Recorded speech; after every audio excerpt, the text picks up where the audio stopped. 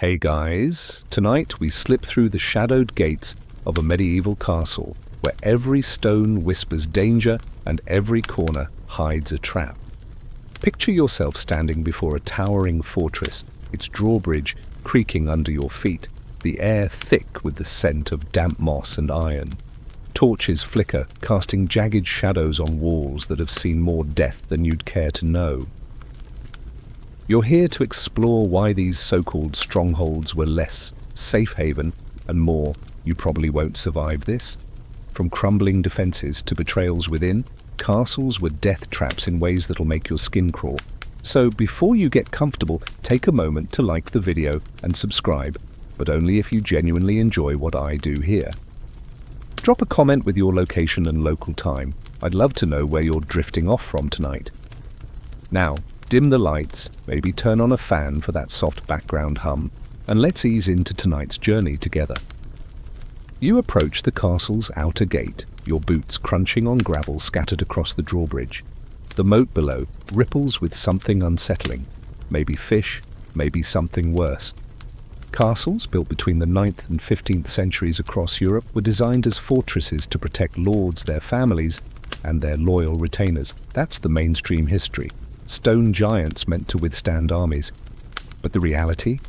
These places were as deadly to their inhabitants as to their enemies. The very gates you're passing through, meant to keep invaders out, often became the first point of failure. You pause, eyeing the portcullis above, a massive iron grate ready to slam down at a moment's notice. It's intimidating, sure, but here's the kicker. Those gates weren't always reliable. The mechanisms, often wooden winches or ropes, could rot or snap under pressure. Imagine being mid-battle, counting on that gate to hold, only for it to jam halfway. Historians still argue whether shoddy craftsmanship or rushed wartime repairs caused more gate failures, but either way, a stuck portcullis could turn a stronghold into a slaughterhouse. You step into the barbican, the fortified entrance designed to funnel enemies into a kill zone. Sounds clever, right? Except, here's a quirky tidbit. Some castles, like Bodiam in England, had barbicans more for show than function. Built to impress rather than defend, they'd crumble under a real siege. You can almost hear the lord boasting about his impenetrable gate, while the enemy chuckles, sharpening their battering ram. The air grows colder as you move deeper, the walls narrowing. You notice the murder holes above, slots for pouring boiling oil or hurling stones. They're menacing, but they require defenders to stand exposed, vulnerable to arrows, and let's be real, boiling oil isn't something you just keep on hand like medieval instant ramen. Heating it took time, and in a frantic siege, time was a luxury you didn't have.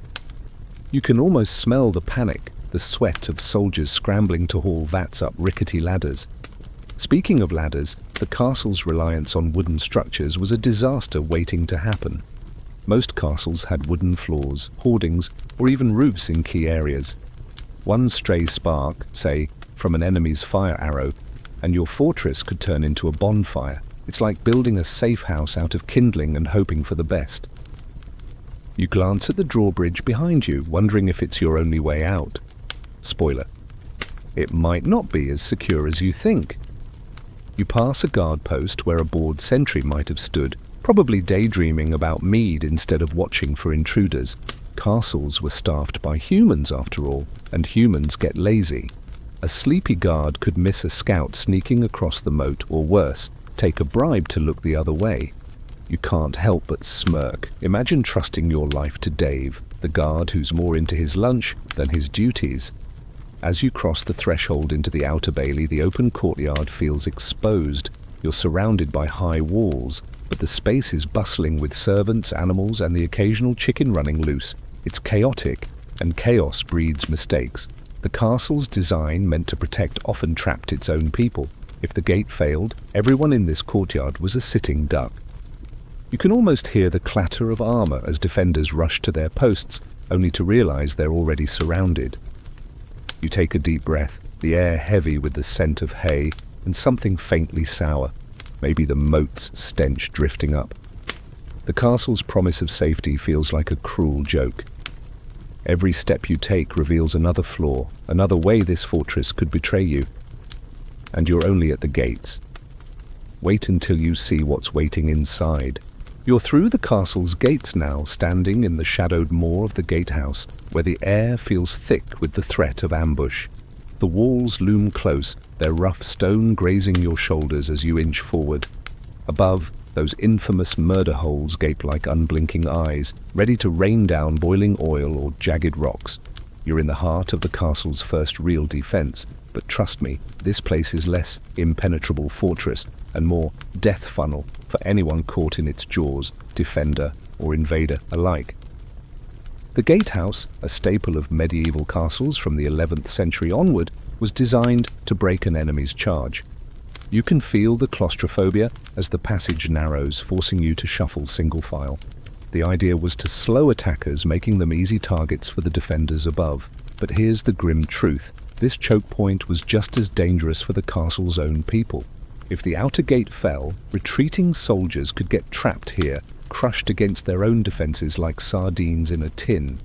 You glance up, imagining the chaos, shouts, clanging steel, and the sickening splash of scalding liquid. Let's talk about that boiling oil, shall we? Pop culture loves the image of cauldrons tipping over, dousing invaders in fiery agony. But here's a quirky tidbit. Boiling oil was rare. Most castles couldn't afford to waste precious oil, so defenders often used heated sand or plain hot water. Still deadly, but not quite the cinematic lava bath you're picturing. Heating anything took forever too. Imagine trying to boil a pot in the middle of a siege while arrows whiz past. It's like trying to make tea during a bar fight. Good luck. You notice the murder holes again, small enough to aim through but exposing defenders to return fire. Archers below could shoot upward, and a lucky shot might catch a soldier leaning out. Historians still argue whether gatehouses were tactical genius or over-engineered death traps, with some claiming their complexity slowed defenders more than attackers. Either way, you're not feeling safe standing here, are you? The gatehouse's other tricks don't inspire confidence either. You spot a slot for the portcullis, that heavy iron grate meant to seal the passage. But those mechanisms, ropes, pulleys, winches, were often shoddily maintained.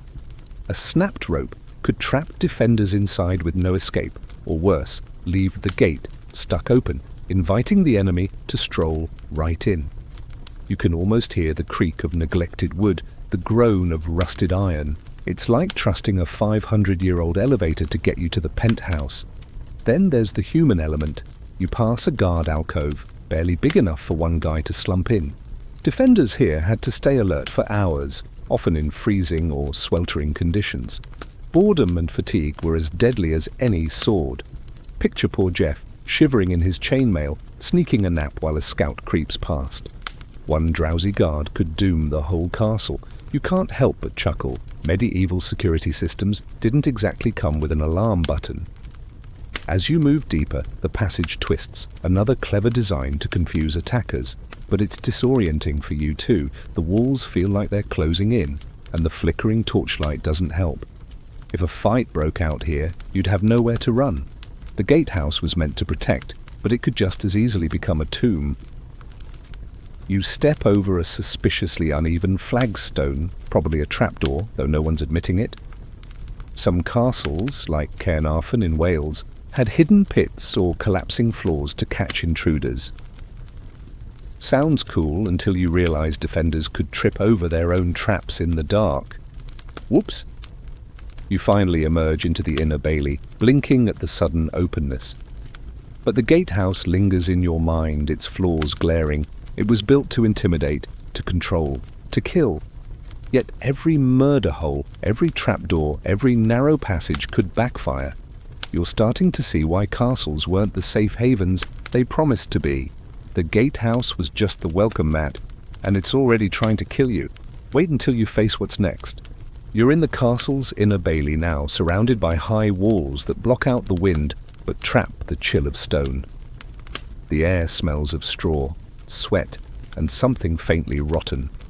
Maybe the kitchens aren't as clean as they should be. You're safe from the gatehouse's murder holes, but a new threat looms, a siege.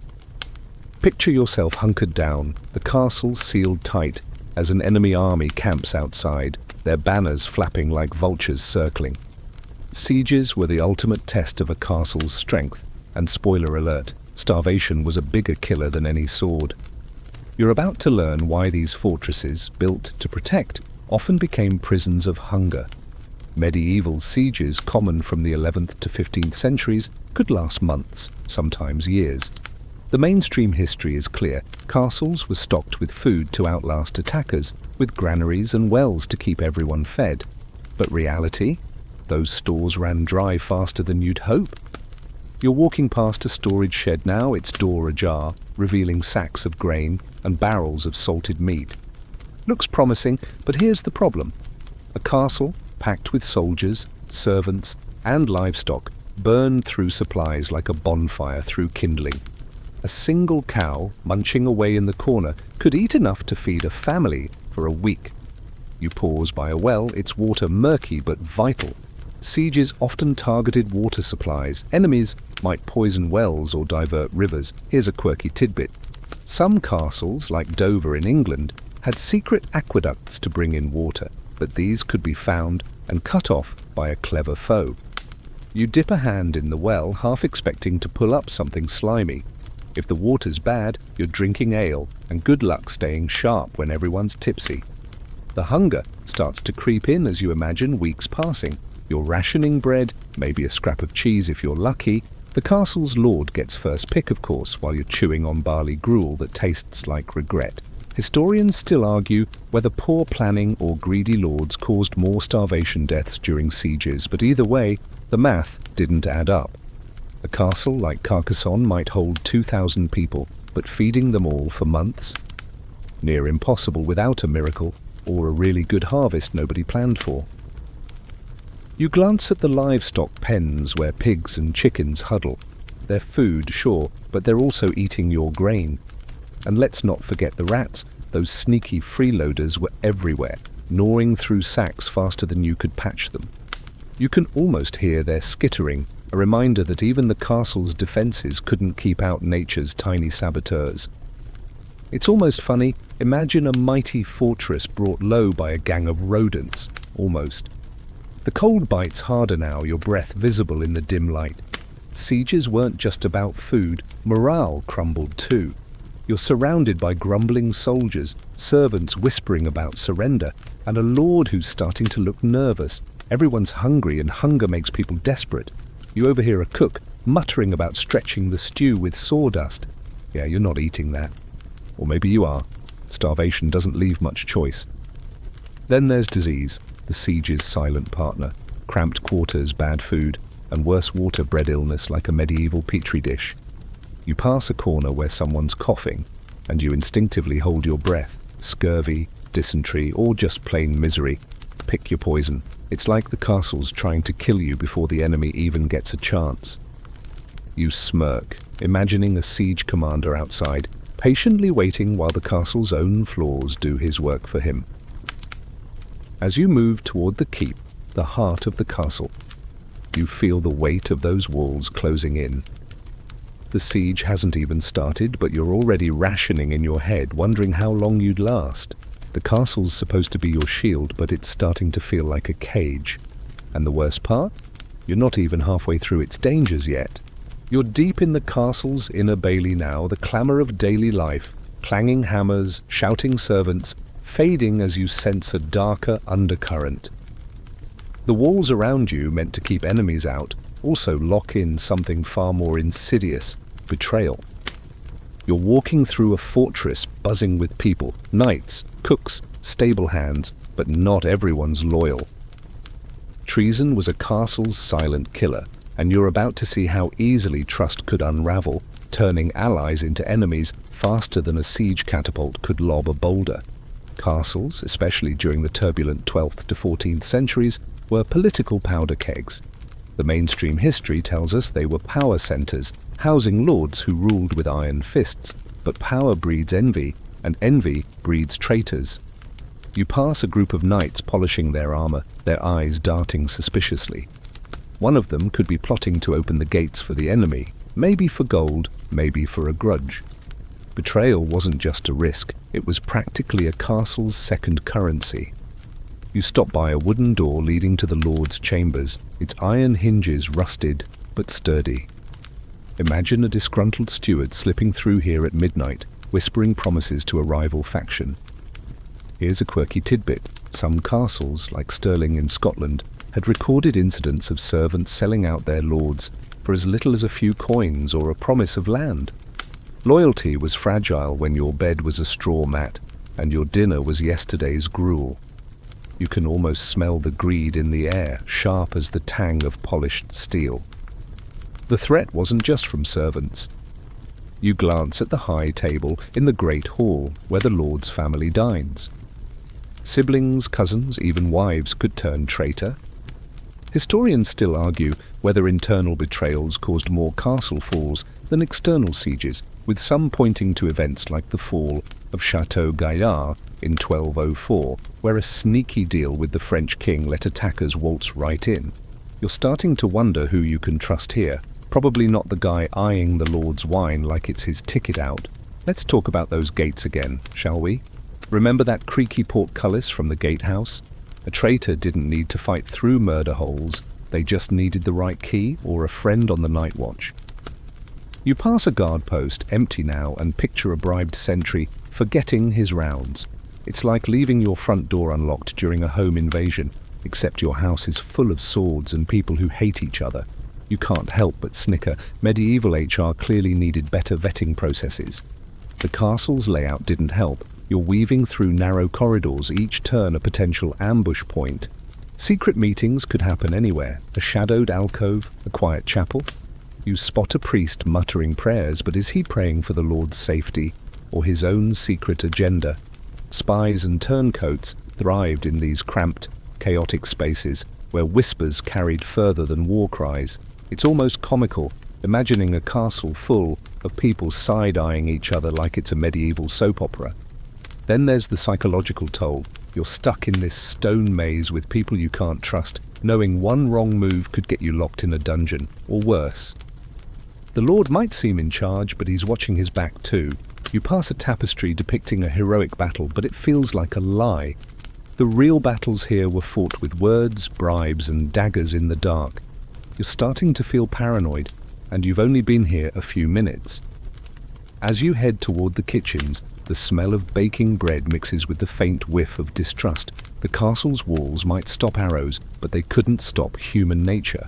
Treason turned these fortresses into traps, where the deadliest threat wasn't outside, it was the person standing next to you. And you're about to discover just how much worse things could get. You're winding through the castle's bustling corridors now, the air heavy with the stench of unwashed bodies and something far worse. You pass a servant hauling a bucket of slop, and the smell hits you like a punch. Welcome to the grim reality of medieval sanitation. These castles, built to withstand armies, were petri dishes of filth, where disease festered faster than gossip. You're about to discover why living in a fortress often meant dodging sickness as much as swords, and trust me, the odds weren't in your favor. Castles from the 10th to 15th centuries were packed with people, soldiers, servants, nobles, even livestock, all crammed into spaces not exactly designed for hygiene. The mainstream history notes that castles had basic latrines, often just holes over a chute that dumped waste into the moat or a cesspit below. You're standing near one now, a stone seat with a draughty hole, and the whiff is enough to make your eyes water. Moats weren't just for defense, they were open sewers, breeding grounds for bacteria. You can almost see the flies buzzing, each one a tiny courier of doom. Here's a quirky tidbit. Some castles, like Kenilworth in England, had garderobes, fancy name for toilet closets, where clothes were hung to ward off moths, thanks to the ammonia in urine. Imagine storing your best cloak next to a medieval porta potty. You wrinkle your nose, wondering if that's why the Lord's cape smells like a barnyard. It's almost funny until you realize those garderobes were rarely cleaned, and waste piles attracted rats, fleas, and worse. You step into the great hall, where servants are sweeping straw mixed with who knows what. Floors were often covered with rushes, dried plants that soaked up spills, but also hid scraps, spit, and the occasional dead mouse. Cleaning was a losing battle, and diseases like dysentery or the plague thrived in these conditions. Historians still argue whether poor sanitation or malnutrition killed more castle dwellers during peacetime, but either way, you're not thrilled about eating dinner here. The water situation doesn't help. You pass a well, it's bucket, slimy with algae. Even clean water was often contaminated, especially if the moat's filth seeped into groundwater. Boiling water wasn't standard practice, so you're sipping whatever the rats didn't get to first. You can't help but chuckle. Imagine surviving a siege only to be taken out by a bad glass of water. It's like the castle's playing a cruel prank on you. Then there's the overcrowding. You squeeze past a group of soldiers, their unwashed tunics reeking of sweat and ale. Castles were built for defense, not comfort, so dozens of people shared tiny rooms. Body heat might sound cozy, but it was a recipe for spreading illness. One cough could turn a barracks into a sick ward. You spot a servant scratching furiously, probably fleas which carried the plague. Suddenly, that siege outside seems like the least of your worries. The kitchens aren't much better. You peek inside where a cook stirs a pot over an open fire, smoke stinging your eyes. Food prep was a bacterial free-for-all. Knives weren't sterilized, and meat often sat out too long. You're starting to think that mystery stew might come with a side of food poisoning. It's like the castle's menu was designed to keep the local healer in business. As you move toward the courtyard, the stench follows you, a reminder that cleanliness was a luxury these walls couldn't afford. The castle's strength was its stone, but its weakness was the filth piling up inside. You're beginning to see why living here was a gamble. Disease didn't care if you were a lord or a scullery maid, and you're not even close to the worst dangers yet. You're crossing the castle's courtyard now, the crunch of gravel underfoot, mixing with the distant clang of a blacksmith's hammer. The air feels warm, too warm, and you notice smoke curling from a wooden walkway above. Fire. It's every castle dweller's nightmare, and you're about to see why these stone fortresses, built to defy armies, could turn into raging infernos at the slightest spark. One wrong move, and the whole place, your supposed sanctuary, becomes a blazing death trap. Castles, constructed across Europe from the 9th to 15th centuries, relied heavily on wood despite their stone facades. The mainstream history highlights their sturdy walls, but those walls hid timber beams, wooden floors and thatched roofs in less glamorous areas. You're standing under a wooden hoarding, a temporary platform for defenders to rain arrows on attackers. It's clever, but it's also a fire hazard, waiting for an enemy's torch. One flaming arrow, and that hoarding could light up faster than a medieval Tinder date gone wrong. You glance at the keep, its stone walls looking solid, until you spot the wooden roof supports peeking out. Fire was a siege tactic as old as castles themselves. Enemies didn't always need to breach the gates. They could just lob firebrands and watch the defenders scramble. Here's a quirky tidbit. During the siege of Rochester Castle in 1215, attackers used pig fat to fuel a fire that collapsed a tower. Pig fat. Imagine the smell, bacon and despair, roasting your hopes of survival. You're starting to sweat, and not just from the heat. The castle's interior is a maze of flammable material, straw, bedding, tapestries, even the lord's fancy oak table. You pass a kitchen where a fire crackles under a cauldron. It's essential for cooking, but one clumsy servant could knock a log onto the straw-covered floor. Historians still argue whether accidental fires or enemy arson caused more castle losses, but either way, the result was the same: chaos and choking smoke. Speaking of smoke, you notice the lack of proper chimneys. Most castles vented smoke through holes in the roof, which worked about as well as you'd expect. A gust of wind could send embers flying, igniting anything dry.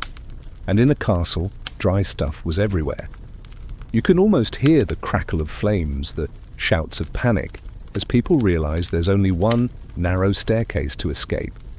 It's like the castle's designed to trap you in a barbecue. You pass a storeroom stacked with barrels and hay, a perfect fuel pile. Firefighting tools? A few buckets of water, maybe a blanket to smother flames. Good luck with that when the whole bailey's ablaze. You smirk, imagining a knight trying to douse a fire in full armor, clanking around like a human fire extinguisher, but way less effective. The human factor made things worse. you spot a careless stable hand tossing a torch too close to a hay bale. Servants, often overworked and undertrained, weren't exactly fire safety experts. And during a siege, when everyone's distracted, a stray spark could turn a defensive stand into a disaster. You're starting to think that moat you crossed earlier might be your only safe spot if you can swim. As you move toward the great hall, the faint smell of charred wood lingers, a reminder of fires past. The castle's stone might stand forever, but its wooden guts were a traitor waiting to ignite. You're not just dodging enemies here, you're dodging the very elements that keep the castle running. And trust me, the dangers are only getting hotter from here. You're perched on the castle's ramparts now, the wind whipping at your cloak as you peer through a narrow arrow slit, the stone cold against your fingers. Below, an imaginary enemy army gathers, their spears glinting like a forest of steel. These slits carved into the walls are your lifeline for defense, perfect for loosing arrows while staying shielded. Or so you think. You're about to learn why these tiny windows, hailed as a genius of medieval engineering, were often a false promise, leaving defenders vulnerable and exposed in ways you'd never expect. Arrow slits, or loopholes, were standard in castles from the 12th century onward, designed to let archers fire on attackers while minimizing risk. That's the mainstream history, a clever way to turn a wall into a weapon. But as you lean forward, squinting through the narrow gap, you realize the flaw. The slit's so tight you can barely aim, and the angle's rubbish unless the enemy's standing directly below. You fumble with an imaginary bow, feeling like you're trying to thread a needle during an earthquake. Here's a quirky tidbit. Some castles, like Crac de Chevalier in Syria, had slits so poorly placed that archers had to contort themselves to shoot, risking a pulled muscle as much as an enemy arrow. You can't help but chuckle. Imagine a knight doing yoga in chainmail just to take a shot. But it's less funny when you realize a skilled attacker could fire back through the slit, especially with a crossbow. Those bolts could punch through, and you're a sitting duck in your little stone nook. You shift your stance, the cramped space, making your legs cramp. Defending from here requires precision, but during a siege, chaos rules. You're dodging your own mates, shoving past, their elbows jostling your aim. Historians still argue whether arrow slits were more about intimidation than practicality, with some claiming their psychological effect outweighed their tactical use. Either way, you're not feeling like Robin Hood right now, more like a guy who's about to miss spectacularly. The bigger problem? Numbers. Castles rarely had enough trained archers to man every slit. You glance along the wall, noticing empty posts. A skeleton crew might hold off a small raid, but against a full army? Good luck. You can almost hear the enemy laughing as they roll up with ladders, knowing you can't cover every angle. It's like playing whack-a-mole with only one mallet. Then there's the weather.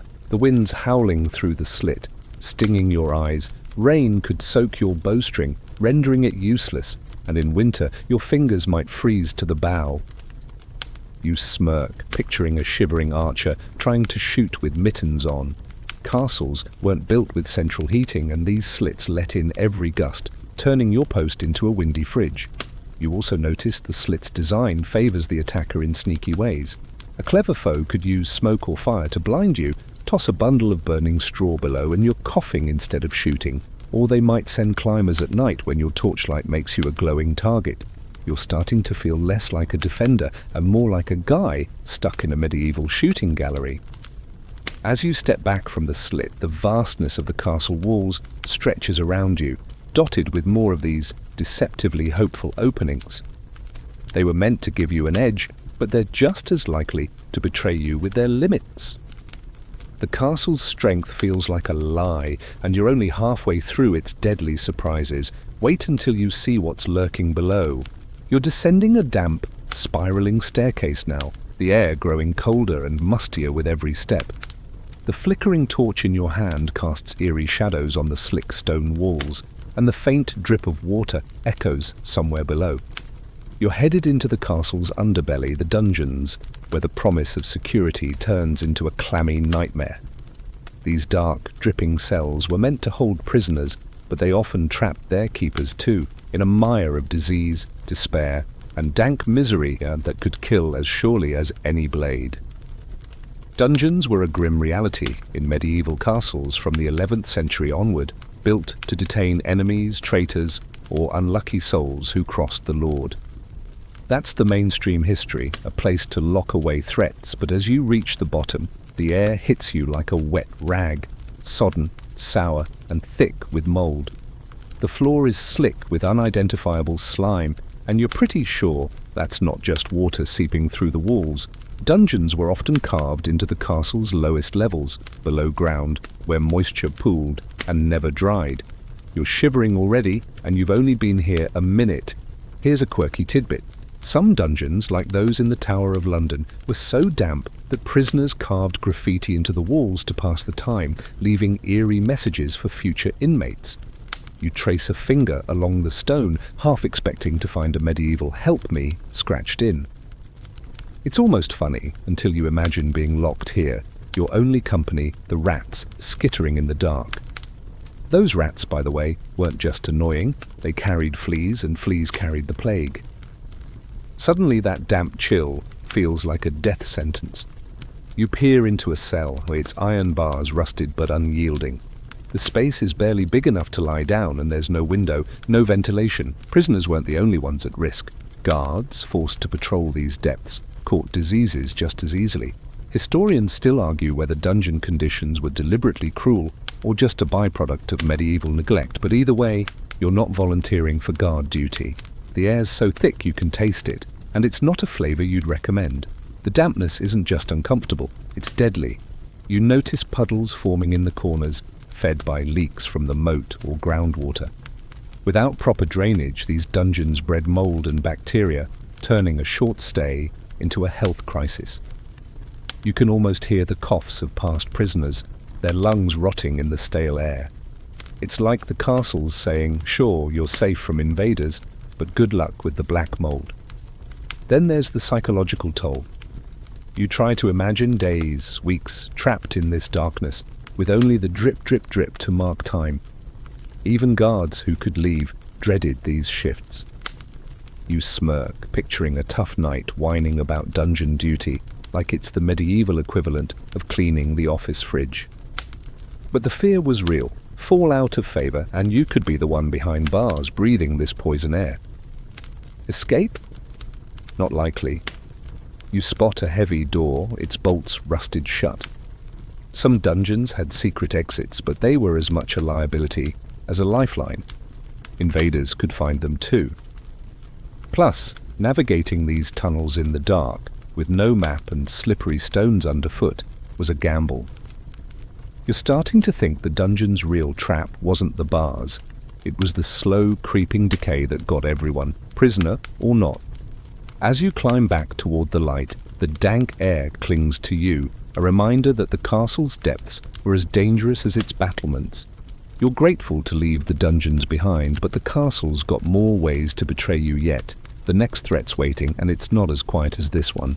You're climbing a narrow spiral staircase now, the stone steps worn smooth by centuries of boots, each one twisting tighter as you ascend toward the castle's towering battlements.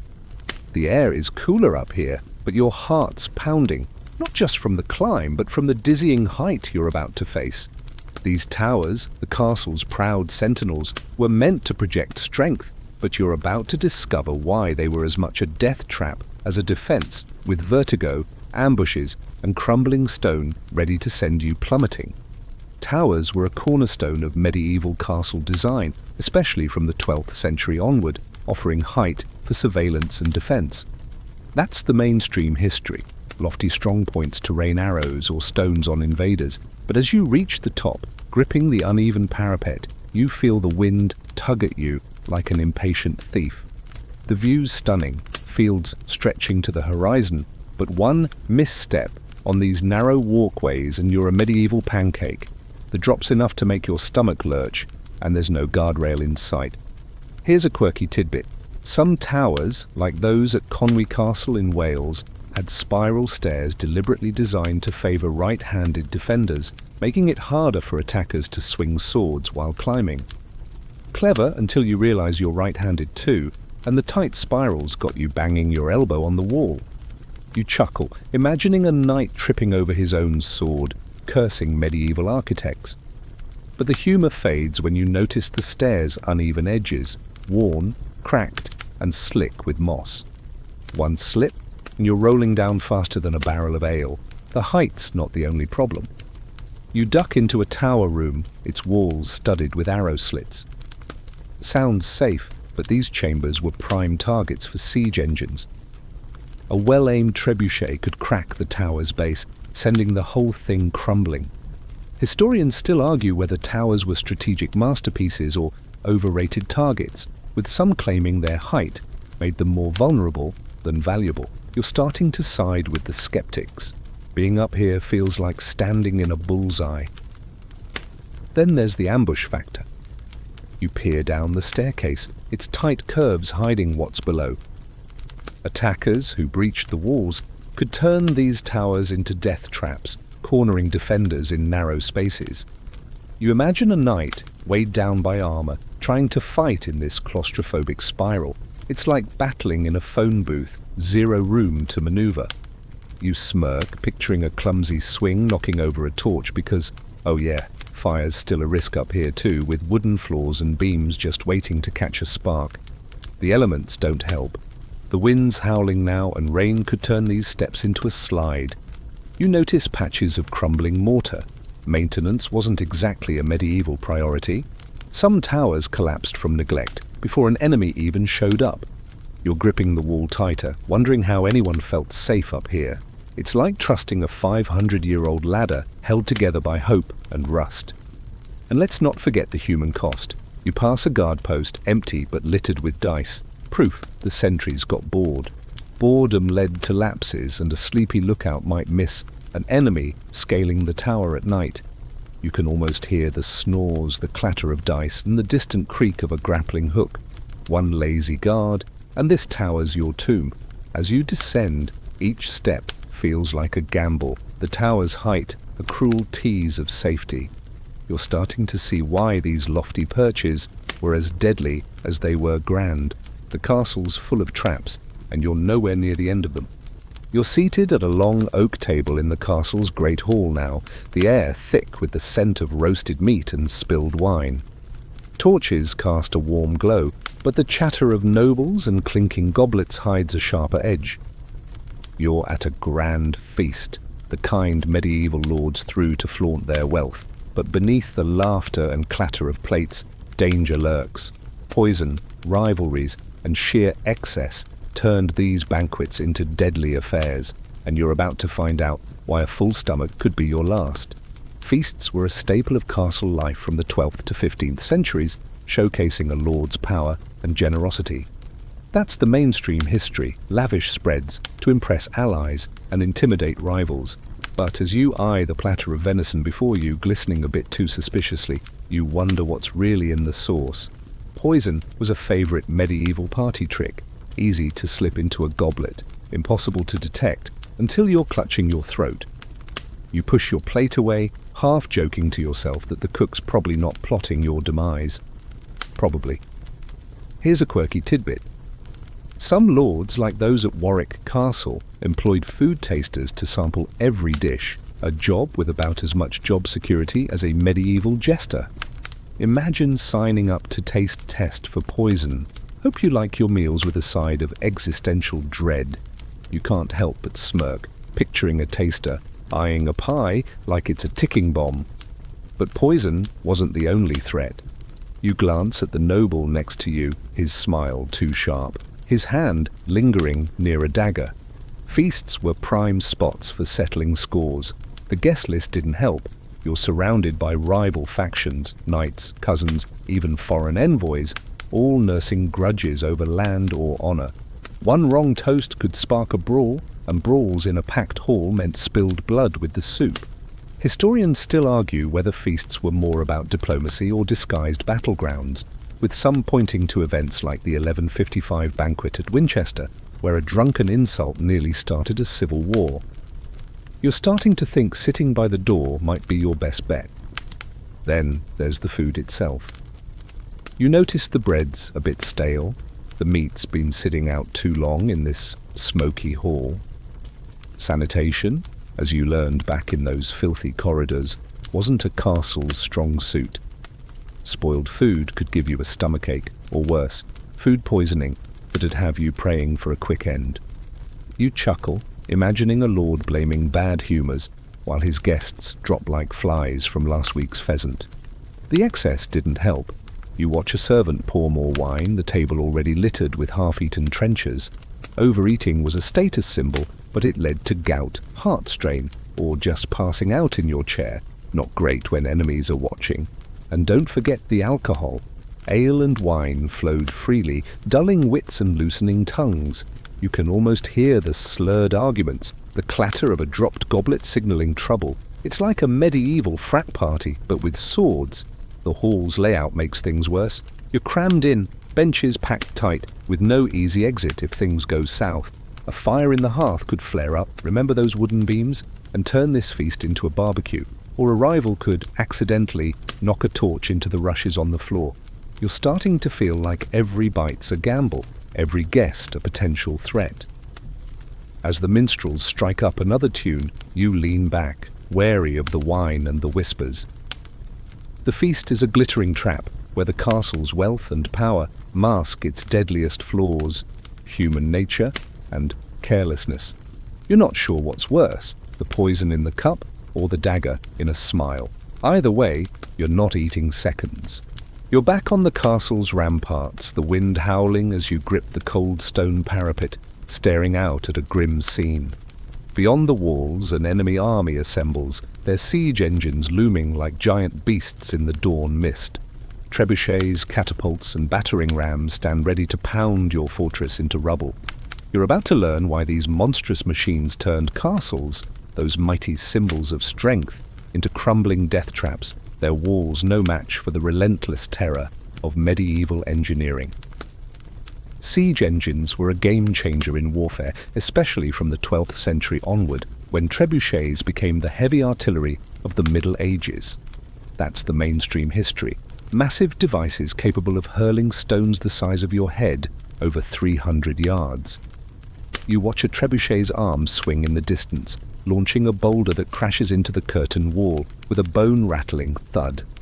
Dust and debris rain down, and you realize those stones you trusted to keep you safe aren't as invincible as they look. Here's a quirky tidbit.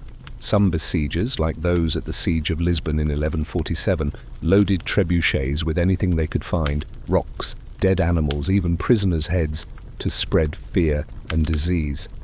You wince, imagining the smell of a rotting cow sailing over the wall. It's almost funny until you picture the panic as defenders dodge both stones and plague-ridden payloads. You're starting to think that moat you crossed earlier might be looking pretty gross right now. The damage isn't just physical. You duck as another projectile whistles past, cracking a merlon, the stone barrier you're hiding behind. Trebuchets could fire repeatedly, sometimes for days, wearing down walls and morale.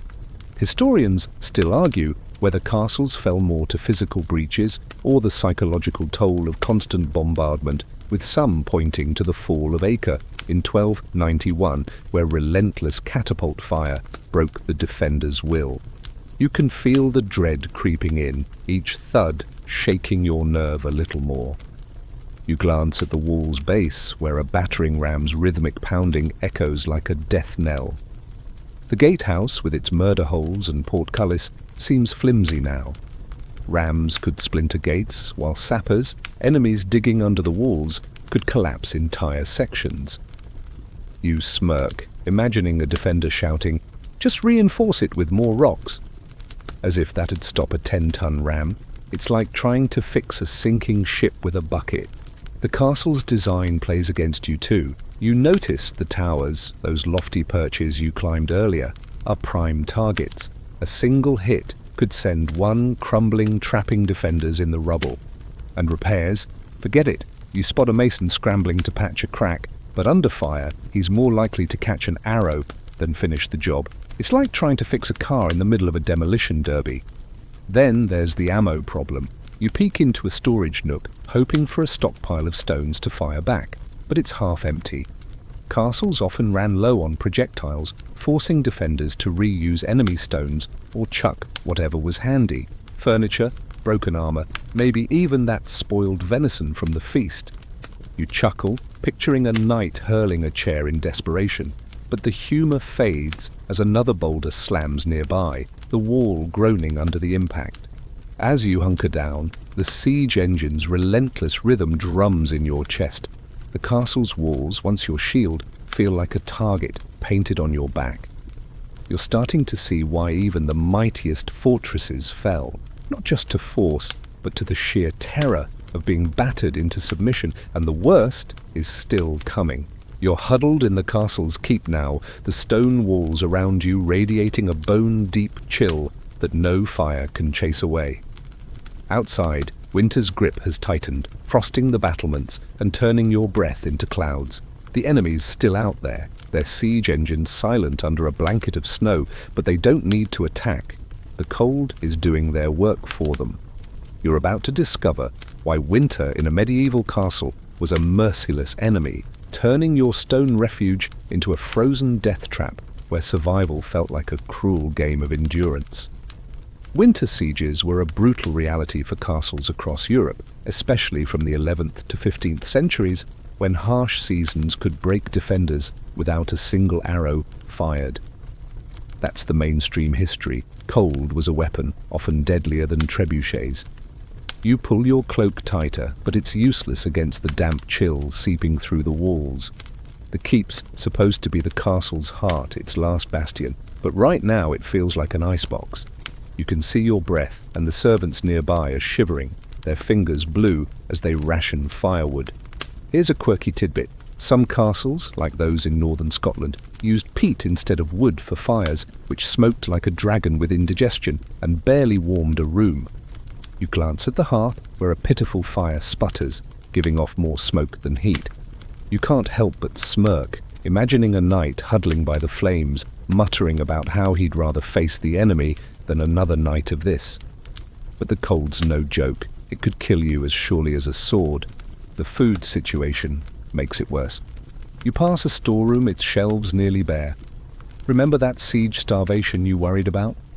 Winter made it a nightmare. Frozen crops and snowed-in roads meant no resupply, and what little you had, think moldy grain or salted fish, was rationed to crumbs. You're hungry enough to eye a rat scurrying past, but even they're getting scarce.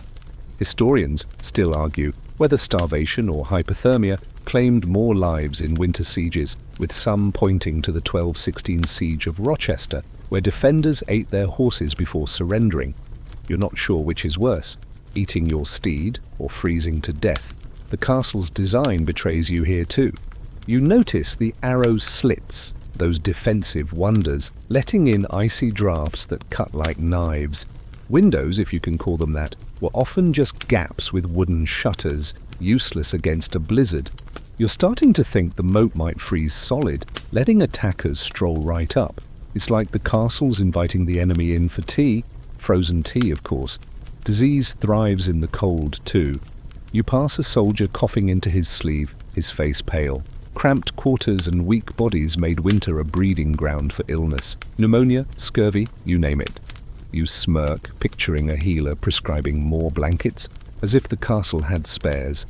The truth is, blankets were as rare as a warm day, and you're sharing body heat with people you barely trust, after those whispers of treason back in the bailey. Then there's morale. You hear grumbling from a corner, where servants argue over the last scraps of bread. Winter sapped hope faster than hunger. Deserters might slip out, risking the snow for a chance at survival, or betrayal. You can almost hear the crunch of their boots, the creak of a gate as they abandon you. It's like a medieval version of quitting a bad job, except the stakes are your life. As you hunker by the dying fire, the cold feels like a living thing clawing at you through the stone. The castle's walls, meant to protect, are now your prison, locking you in with hunger and frost. You're starting to see why winter was a siege's deadliest ally, and you're not out of the woods yet. You're creeping through a low, musty passage now, the air thick with the scent of earth and stale secrets. The torch in your hand flickers, casting jagged shadows on the rough-hewn walls of a hidden tunnel. A secret passage meant to be the castle's lifeline. These clandestine corridors promised escape or resupply, but you're about to discover why they were double-edged swords, as likely to save you as to let invaders slip in like thieves in the night. In this stone maze, one wrong turn could mean your doom. Secret passages were a hallmark of medieval castles, especially from the 12th century onward, designed for stealthy exits or sneaky supply runs during sieges. That's the mainstream history, a clever backup plan for desperate times, but as you shuffle forward, the ceiling brushing your head, you feel the weight of the castle above you. The passage is so narrow your shoulders scrape the walls, and the darkness ahead feels like it's hiding more than just an exit. You're not sure if you're escaping or walking into a trap. Here's a quirky tidbit. Some castles, like Blarney in Ireland, had passages so convoluted that even their own inhabitants got lost. Legend says one lord vanished for days, only to emerge covered in cobwebs, muttering about ghosts. You chuckle, imagining yourself stumbling into a dead end, your torch sputtering out. But the humor fades when you realize these tunnels were as much a liability as an asset. If you know about this passage, who else does? A disloyal servant, perhaps, whispering its location to the enemy for a sack of silver. The risks pile up fast. You notice the walls glistening with damp. Remember that dungeon dampness? It's back, making the floor slick and treacherous. A wrong step could send you sprawling, and in a siege, you don't have time to limp. Worse, these passages were often poorly mapped. You're navigating by instinct, hoping this tunnel leads to the moat and not straight into the enemy's camp. Historians still argue whether secret passages saved more lives or cost them, with some pointing to the fall of Chateau Gaillard in 1204, where attackers used a forgotten latrine chute to sneak inside. A latrine chute. Talk about a crappy way to lose a castle. You pause at a fork, the air colder now, carrying a faint whiff of the moat. Escape sounds nice, but these tunnels were death traps in their own right. Collapses were common. Shoddy construction or enemy sappers could bring the roof down, burying you alive. You can almost hear the groan of shifting stone, the panic of being trapped with no one to hear your shouts. It's like playing hide and seek with a mountain, and the mountain always wins. Then there's the human factor. You're alone, but what if you weren't? A traitor could lead attackers through this very passage, turning your escape route into their back door. Remember that treason you overheard in the Bailey? This is where it pays off for the enemy. You smirk, picturing a sneaky servant holding a torch for invaders, probably muttering, "I'm just here for the gold." Loyalty was as shaky as these walls. Ventilation's another problem. The air's getting thinner, your torch struggling to stay lit. Some passages had no air vents, and a long trek could leave you gasping. You're starting to feel claustrophobic, the walls pressing in like a stone hug you didn't ask for. Even if you reach the exit, you might pop out in the middle of an enemy patrol, trading one trap for another. As you inch forward, the passage feels less like salvation and more like a gamble. The castle's secrets meant to protect you could just as easily betray you. You're one step closer to freedom or disaster, and the castle's not done testing you yet. You're in the castle's armory now, the air heavy with the tang of polished steel and leather. Racks of swords, shields, and suits of armor gleam in the torchlight. And you're about to don a knight's plate armor, the castle's ultimate defense against blades and arrows. It feels like slipping into a fortress of your own, but as you heft the weight, you're starting to realize why this shining protection was as much a death trap as a lifesaver. In the heat of battle, your armor could become your enemy, slowing you down and turning valor into vulnerability.